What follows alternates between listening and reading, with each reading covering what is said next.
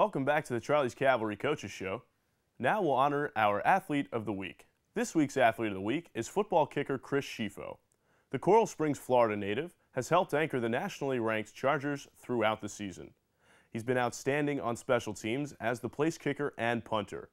In the past 2 weeks, Schifo has averaged 55.8 yards per kickoff and over 35 yards per punt. He also connected on a 41-yard field goal against Merrimack. The junior has also completed 14 of 15 extra point attempts in the last 2 weeks. On the season, Schifo leads the team with 81 total points. He's connected on 10 of 12 field goal tries and 51 of 53 extra point attempts. He's currently averaging over 35 yards per punt and over 60 yards per kickoff. Our Week 11 Athlete of the Week, junior kicker from Coral Springs, Florida, Chris Schifo. This week, I caught up with Chris to discuss the Chargers' season and his outstanding accomplishments to date.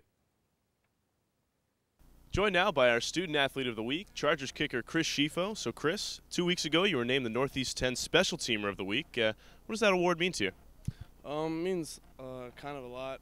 I mean, I've worked hard obviously for it, and coaches obviously helped us out by pushing us to the limit, and I mean, it's just a kind of a way of saying thanks for all the hard work. Well, you've been dealing with a little bit of a knee injury at times this season. How has that affected you both kicking and punting? It's affected me a little bit, but I mean, you try not to think about it and just try and do what you got to do. Now, on kickoffs, some teams will tell their kicker, just get off the field. We don't want you involved in the tackle or anything like that. What is your role on a kickoff? My role on a kickoff would probably be to try and stay away from all the tackling, but I mean, if a guy gets through, I got to do what I got to do and make the tackle. Well, punting this year is one place where you were punting for the first couple weeks of the season, then you weren't, and now you're back punting again, and actually punting very well. Talk about the punt game this season, and how do you think you've done with it? I started off, and I thought I started off pretty slow. Ronnie came in, punted. He did a pretty good job, and then I guess I wanted to start punting again. It was something that I've practiced, and I guess I just didn't want to waste all that time I did for no reason. So, I thought about it and mentally came back into it and came back out strong and been punting pretty good lately. So let's just hope I keep punting as well as I've been. What is your longest career field goal? My longest career field goal in a game or practice? Oh, either. In a game is 49 yards. I kicked a 49-yarder this year, and in practice I'd probably say is 57. I think about 3 weeks ago it was raining out actually, and I was doing pretty well, and coach kept moving us back, and I kicked a 57-yarder. Well, the team is ranked #1 in the region, have been for a couple of weeks now. What does that #1 regional ranking mean to you? Hard work, obviously. Teams, we work hard. They come in for meetings, they bust their butt out there. They definitely deserve it, and being a kicker is also hard work, but the team definitely deserves being number one. Looking at the special teams unit overall, what do you think was the best game they've played this season? I would say maybe against Bentley. Bentley, we did real good at executing and keeping the ball downfield. They didn't really return any kicks too far, and I think Bentley would be the game that we stepped up and did pretty well. Well, Chris, thanks so much for your time, and good luck the rest of the season. On the other side of this break, we'll be joined by head men's basketball coach Ted Hotowling. This is the Charlie's Cavalry Coaches Show.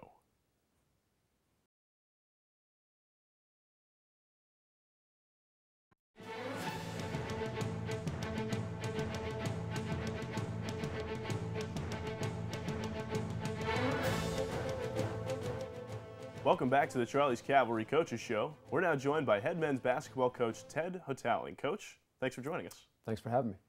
Last season was your first year on the job here at the University of New Haven. Your team finished 8-18. What was the biggest takeaway from that season? Yeah, I think the biggest thing for us is our coaching staff got to work an entire season, get to know the ins and outs of the things we're trying to do on a daily basis. And I think the other thing is we had young players, especially guys like Justin Exum and Jeff Atkins, who got to learn on the job. So they got a lot of minutes as freshmen, got to play through mistakes. And I think because of that, they not only benefited individually, but our program definitely benefits from just that experience that they had. Sure. I mean, what do you think was your best win last season? Yeah, I think our last one at Delphi.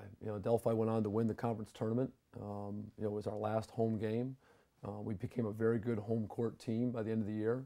Our last 10 games were actually 5-5. So, our motto the whole year was becoming is better than being. And we started out 3-13. And we always had our sights on improving every day, every month. And I think that kind of culminated with that win at home against a very good Delphi team. Yeah, Jeff Adkins took over as your starting point guard, a couple weeks into the season. Talk about his freshman season and what are your expectations for him this year? Yeah, I thought Jeff really improved throughout the year. He really became our best on-ball defender and off-ball defender. He gives us a whole nother dynamic as far as his speed in the open court. But he's really learned well since he's been here. I think that's why he's improved so much. Our expectation this year is he continues to shoot at a high percentage. He was 52% from the field last year. He only made 4 threes, so I expect that number to increase. And then I expect his assisted turnovers to be much more favorable. Last year he was about 1-to-1. He really improved towards the end of the year, but we'd like to get him to the 2-to-1 range. And obviously just continue to play great defense on the ball and off the ball. Right, that's one thing you mentioned to me when you decided to make the change is that he's one of your best help defenders. How much did that help your perimeter defense to move him in there? Yeah, I don't think last year we were small, but we weren't athletic. So, just having help defenders on penetration, just guys being in the right position was very, very helpful for us as we move forward. Became a better defensive team towards the end of the year. But no, it's always great when you have guys who can learn and pick things up, and especially defensively, not just worry about your man when you have the ball, but also worry about the ball when it's in someone else's hands. Yeah, last year your team ended up leading the conference in three-point shooting. Talk a little about your offensive system and what type of things you like to focus on. Yeah, it's a pretty unique system. We try and move the ball. We space the floor with 4 out. We start the offense with our 5-man high, so it's really nothing at the basket. We were number 1 in the conference in field goal percentage, which is a combination of 2s and 3s at 52%. But because we empty the basket area out, we get a lot of layups, a lot of uncontested shots, and then we just create long closeout situations. So if we do get to the paint, it does create a lot of long closeouts where when you have unselfish players like we do, you do get wide open inside-out threes. So we talk all the time about winning the paint on both ends of the floor, winning the paint on offense, getting layups, getting to the paint with the drive or a cut, and then if it's not there, spacing it out to the three-point where for in-and-out threes. So I think we've really come a long way since last year, and I think even this year, just in practice in our first scrimmage, our offense has been pretty good so far. Right, I mean, that really has to help your group of guys in that you have such a young roster, guys playing in that system entirely last year. Now they come back and they know the ins and outs of it, and they can just add more as the season goes on. Yeah, and it allows me to add more, too. It allows me to push the envelope a little bit with just reads and different things within what we do, and that's what we've done so far. What we did struggle with last year is turnovers, and I hope the more that they see the offense and the more they see cuts and reads, our turnover, just our turnovers per game will decrease. But yeah, I think just being a year in the system for our sophomores and juniors is really going to help us. And now they're able to coach the younger players who are freshmen now in the ins and outs of what we do. So it's been really, it's worked really well so far, and I think it'll only improve. You graduated your leading scorer and rebounder from last season in Robert Jamerson. How will you replace his production? Yeah, I think we're going to replace him with a lot of different players. I think our sophomore class has improved dramatically. I expect more from them. Even guys like Justin Exum averaged 14.7 points. We expect him to, improve his numbers. We've added 4 new players. Inside Ade London Barek, who's about 6'7", 225, 230, should really take over on the defensive glass and inside scoring. Cyrus James, a freshman from Hartford, Connecticut, should also help us inside with defensive rebounding and just scoring in the paint. And then Samir McDaniels and Eric Anderson, both with size, length. Samir very strong. Eric very long and lengthy, athletic. So I think it's going to be by committee. I don't think we're just have one player produce those numbers, but I think we've added a lot to the program to kind of compensate for that. Your team overall is very young. You have no seniors on the roster. Who will you look to take on a leadership role for your team? Yeah, I think all of them. I've been really surprised. Ade Barek has been really great as far as a leadership role. He's been helpful to Cyrus James and Kevin McLaughlin, our backup centers. But he's been really vocal, he's been really good on the floor, and is really intelligent, really picks things up quickly, which allows him not only to perform things himself, but actually help his teammates. So we're getting to some regenerative leadership now in our program, where it's not just coming from the coaching staff. But I expect everyone in the program to lead, especially with such a young team. But they're all doing a good job in their own way. But it's going to be a program as a whole so to speak, to fill that void. Last weekend, your team scrimmaged against Concordia. What did you learn from that game, and what are some things you struggled with? Yeah, I learned that we're going to be a good team. I don't know if we're there yet, but I think we have the talent in place, and with younger guys developing, I think we're going to be a very good competitive team. Some of the things that we need to improve upon are turnovers. We had 20 turnovers in the scrimmage. We faced a press, which we weren't totally prepared for. We haven't seen it yet this year. But we need to improve on our turnovers, improve on our defensive rebounding. And then we did really well with shooting. We were 54% from two-point range, 50% from three-point range. So we did what we normally do. We shoot it in.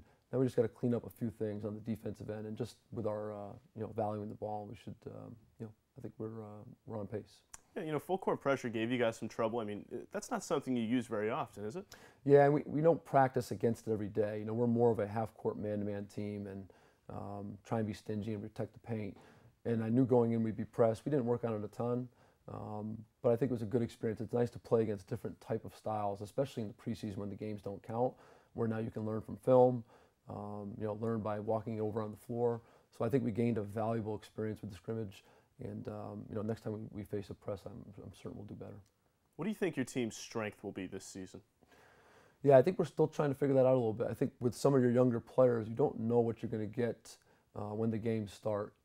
I do expect us to be a good defensive rebounding team. I think we have the size and length to protect our own backboards.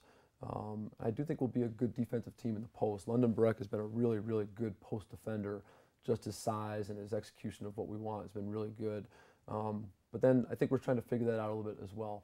And I always pride myself on we're going to be a team that values the ball, team that's unselfish and shoots it in, and then just being a very stingy defensive team, making teams work for every point they get. With Mike Stiles no longer a member of the team, it opens up some minutes at your small forward spot. Right. Who do you expect to play the majority of this season? Yeah, we'll start Jeremy Williams. Jeremy started at the small forward last year for us, and we're going to move him to the guard spot a little bit as well. And then Ashanti DePass, who's a very good shooter as a sophomore. And also Samir McDaniel's a freshman, who gives us a little bit more size and strength at that position. All three of those guys are really competing for that spot right now, but we have some guys to fill that role. Well, you mentioned before you have 4 new guys on the roster. Who's one guy that's really surprised you through the preseason? Yeah, I think Ade Barek, 2 guys really. Ade Barek has just, I knew what we were getting as a defender.